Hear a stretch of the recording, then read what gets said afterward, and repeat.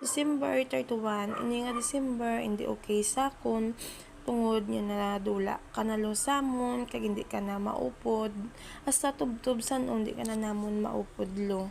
Pagtama pa kapriska sa amon lo, paminsaron nga nadula ka na, manog isa ka pa lang, o isa ka na kabulan.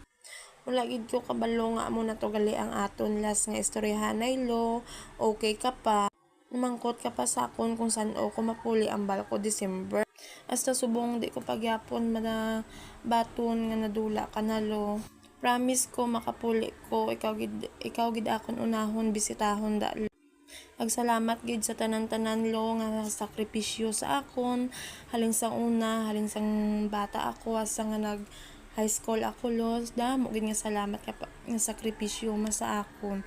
Kabalo gid ko kung anong kabudlay ang ginsakripisyo mo sa akon sang huna, halin sang sasanggutan kita nga pangabudlay mo sa akon dulong sa eskwelahan, ang pag-aba mo sa akon hapon aga nga pagsugat mo sa akon sa eskwelahan. Why ko gid na malimtan, wala gid ko sa imo kaagi sakit halin sang una lo. Salamat gid sa pagsakripisyo mo sa akon.